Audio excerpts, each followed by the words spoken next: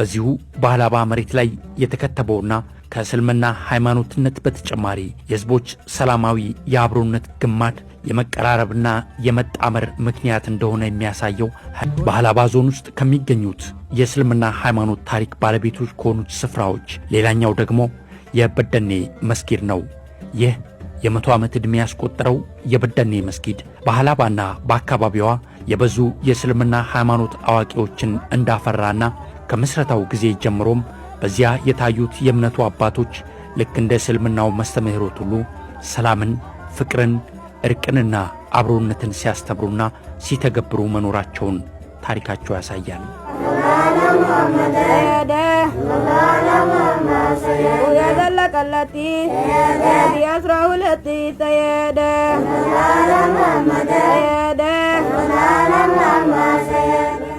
የሃላባ ሼኮች ብዙ ታሪክ አላቸው። እዚህ ሃላባ ላይ ብዙ ስራ የሰሩ የሃላባ ሼክ ዋና መቀመጫቸው በደኔ ነው።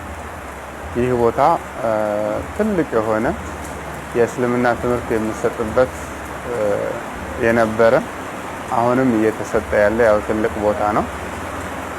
ታሪካዊም የሆነ ቦታ ነው። መስጊዱ ከተቆረቆረ 100 ዓመቱ ነው። ብዙ ዑለማዎች፣ መሻይኮች፣ ብዙ የሙስሊም ሃይማኖት ታዋቂ ሰዎች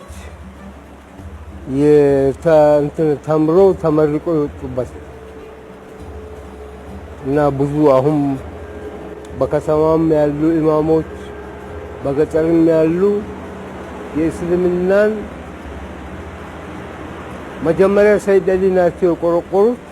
ይሄንን የበደኔ መስጊድ መስርተው ብዙ ዑለማዎችን ብዙ ደረሳዎችን ለእስልምናው በአንድ በኩል ደግሞ እርስ በርሱ ሀገር ሲጣላ በየቦታው እየተዘዋወሩ ከሃይማኖቱ ጋር ቅንጅት ያካሂዳሉ።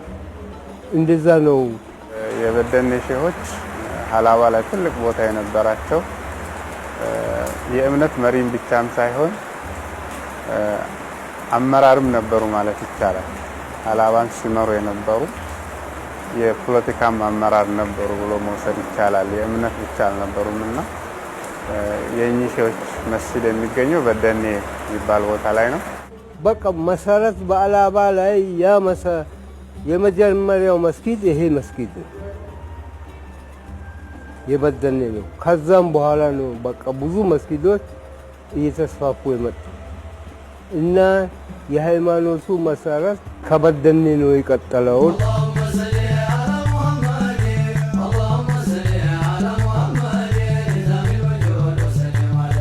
ያ በእስልምና ሃይማኖት ምግባር የመኖር እውነታቸውም ትውልድን በሃይማኖታዊ ዕውቀት ቀርጸውና ታሪክን አኑረው ማለፋቸውን ያሳያል።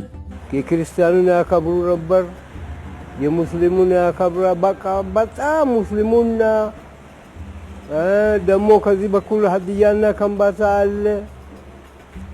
እነዛም ወረዳዎች ሁሉ አንድ አድርገው በአንድ ይመራሉ። ከዛም በኋላ ደግሞ ሃይማኖት ተማሪዎቹ እየተማሩ ውጭ ሀገር ሄደው ዲግሪ ይዘው የመጡ አሁን ድረስ አሉ እዚህ ከተማው። አሁንም ትልቅ የሆነ የእምነት ትምህርት የእስልምና ትምህርት የሚሰጥበት ነው።